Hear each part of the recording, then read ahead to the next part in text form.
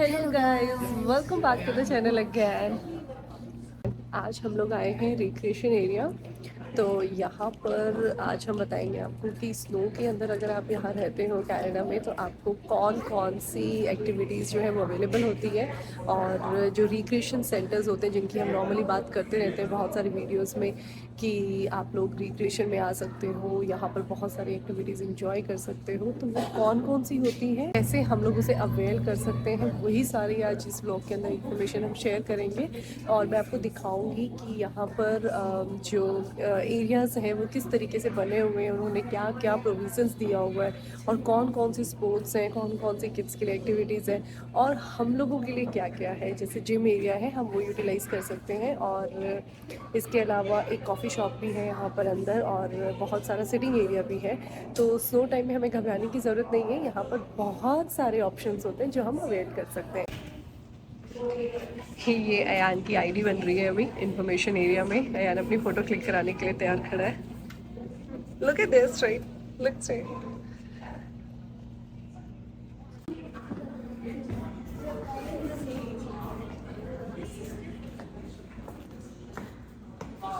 ये यहाँ पर एक कॉफ़ी शॉप है अंदर जहाँ पे आप आराम से कॉफ़ीज़ वगैरह ले सकते हो। देन आपका जिम एरिया है। सो गाइज एक यहाँ पर है green room, the green room. ये देखो, इसके अंदर क्या है कि आप इसको रेंट करा सकते हो for birthday parties, family get together और क्या है, हाँ, इंफॉर्मेशन एरियाज डाला हुआ है ना पूरा। ये birthday party, family get together, classes, courses, training वगैरह ये सब के सब ना ऑनलाइन बुक होते हैं। इसमें रूम नंबर भी दिया हुआ है 210, तो मल्टीपर्पज़ रूम है, आप यूटिलाइज़ कर सकते हो। तो ये बहुत अच्छी बात है कि अगर आपको विंटर्स में इस तरीके की कुछ फैसिलिटीज़ अवेल करनी है तो आप आराम से यहाँ पर आके ना ये सारी चीज़ें बुक करा के यूज़ कर सकते हो।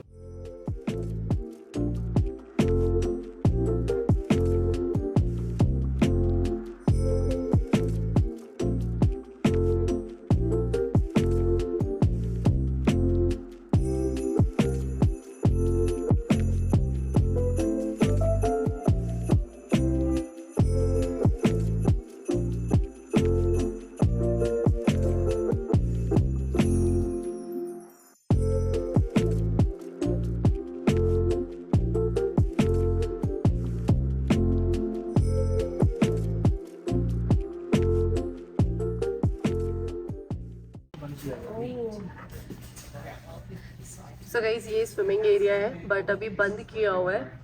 यहाँ देखो, क्योंकि इसकी कुछ मेंटेनेंस चल रही है, बट जैन से खुलने वाला है तो एक्साइटेडली वेट कर रहे हैं हम लोग।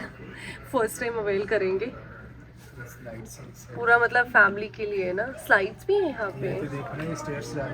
Okay okay okay. ये देखो यहाँ पर ना स्लाइड्स भी दी हुई है, तो आप स्विमिंग एरिया के अंदर स्लाइड्स भी यूज़ कर सकते हो। मतलब प्रॉपरली ना इसको अच्छे से मेंटेन करके रखते हैं ये लोग सारा, मतलब डस्टबिन्स वगैरह। और देखो कितनी क्लीनिंग है, मतलब यहाँ पे ना प्रॉपर आप देखोगे तो स्पोर्ट्स एरियाज हैं, लोग यहाँ पर खेल रहे हैं लेकिन पूरा अच्छे से क्लीन करके रखते हैं। अब मैं आपको दिखाती हूँ कि आइस हॉकी का क्या प्रोविज़न है यहाँ।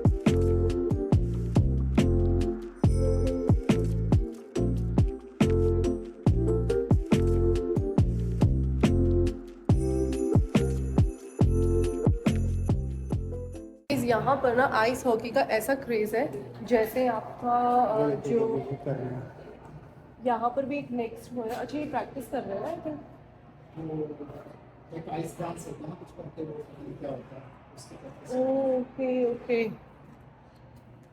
सो यहाँ पर आइस हॉकी का ऐसा क्रेज़ है जैसे अपने इंडिया के अंदर क्रिकेट का क्रेज़ होता है ना, मतलब हर घर से बच्चा ना यहाँ पर आइस हॉकी में जाता ही जाता है विंटर्स के अंदर, और सबको बहुत क्रेज़ है। अपनी एडमिंटन की आइस हॉकी टीम का क्या नाम है? ऑयलर्स। ऑयलर्स। और कैलगरी?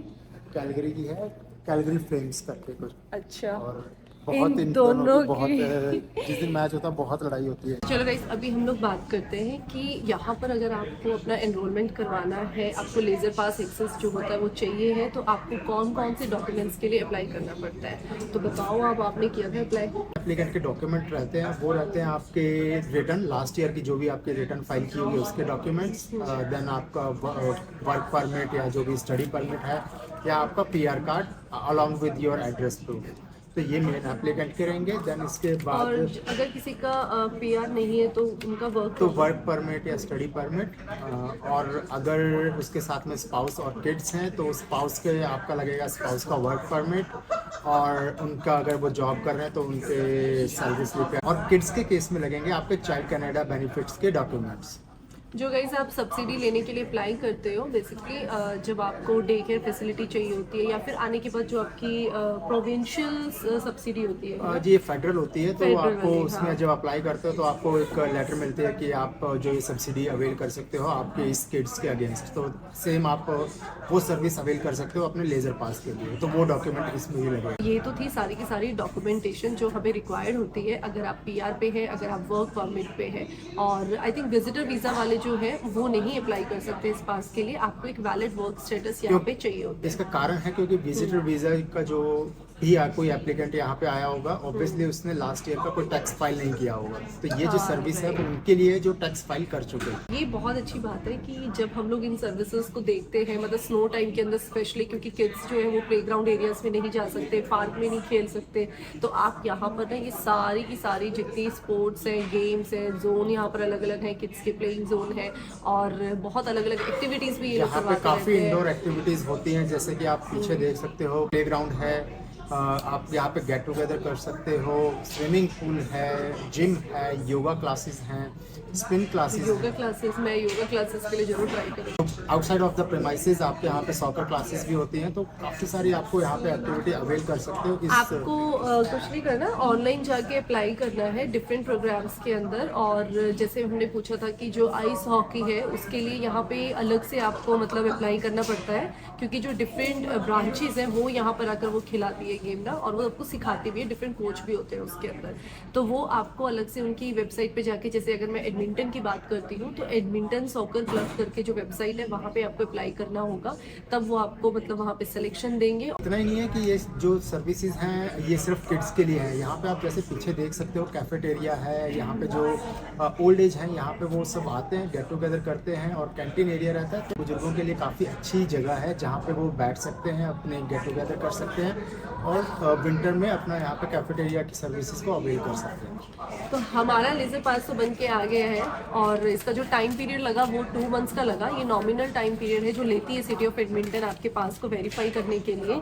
और इसके साथ आपको जो सबसे अच्छी फैसिलिटी मिलती है, मतलब with all these activity access, वो है आपकी बस पास। यस गाइस, आपको बस पास जो है ना यहाँ पे $35 का मिलता है, जो कि अगर आप बाहर किसी स्टोर से खरीदते हो वो आपको $100 का मिलता है। तो अगर आपका लेजर पास बन जाता है, अगर आपका सिटी ऑफ एडमिंटन का जो लेजर पास है वो आपको मिल जाता है, तो आप उस पास के बेसिस पे जितने आपके मेंबर्स हैं, अगर आपके बच्चे एडल्ट कैटेगरी में आते हैं तो उनके पास के ऊपर भी आपको एक बस पास जो है वो अलाउ होता है मंथली, और उसकी जो कॉस्ट होती है वो आपकी $35 होती है। तो जहां आपको $100 पे करने पड़ते हैं, यहाँ आप सिर्फ $35 पे करके अपना मंथली बस पास जो है वो बहुत ईजिली अवेल कर सकते हो। तो that's a good facility again.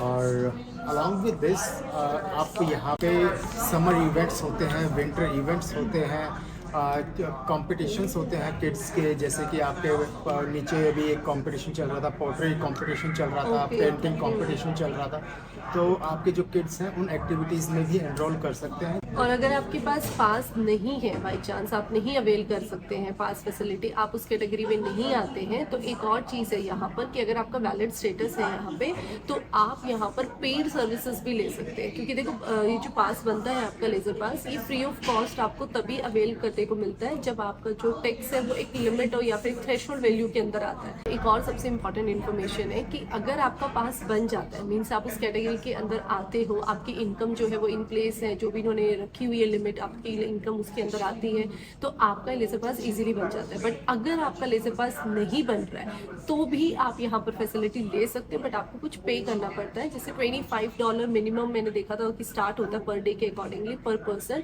और इसी तरीके से एक that charges for the swimming classes, हर एक हाँ, एक्टिविटी activity और का हर एक अलग-अलग फैसिलिटीज होता का अलग अलग रेट रहता है, मंथली, डेली बेसिस और एक फैमिली कॉम्बिनेशन भी और फैमिली के अकॉर्डिंग भी रहता है। तो ये डिपेंड करता है कि आप किस फैसिलिटी को अवेल कर रहे हो। तो इट्स वेरी इजी, ऐसा कुछ नहीं है, आप अपने अकॉर्डिंगली एक्सप्लोर कर सकते हो इस अपॉर्चुनिटी को। और अगर स्नो टाइम है और अभी इतनी सारे जो क्योस आपके माइंड में आ रहे हैं, अगर आप न्यू हैं तो प्लीज़ डोंट मिस, आपके नियर बाई जो भी रिक्रिएशन सेंटर पड़ता है वहाँ पे जाके आप इस फैसिलिटी को एक्सप्लोर करो और अपना पास बनवा लो। अगर नहीं बनता है तो कुछ पैसे दे के अवेल कर लो, बिकॉज वो आपका पर डे के अकॉर्डिंगली लगता है। तो जब भी आपको लगता है आपके पास टाइम है वीकेंड पे बच्चों के साथ, तो आप वहाँ जाके आराम से इजीली यूज़ कर सकते हो। सो गाइज ये देखो, यहाँ पर पूरा बास्केटबॉल का एरिया दिया हुआ है और उसके बैक साइड पे भी कुछ रोलर कोस्टर वगैरह है।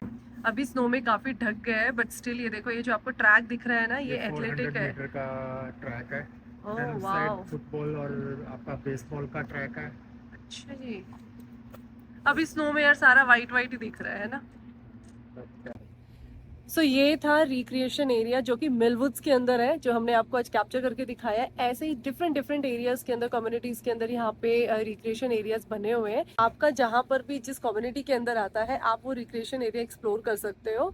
तो ये था सारा का सारा गाइस कि स्नो के अंदर आपको कौन कौन सी एक्टिविटीज करनी है, तो प्लीज मिस मत कीजिएगा। तो गाइज आप अपनी सेहत, अपने किड्स की सेहत और उनकी एक्टिविटीज का ध्यान रखो और इन सर्विसेज को अवेल करो, बहुत जरूरी है खासकर विंटर में। And enjoy the snow time. Happy winters. Bye bye. bye.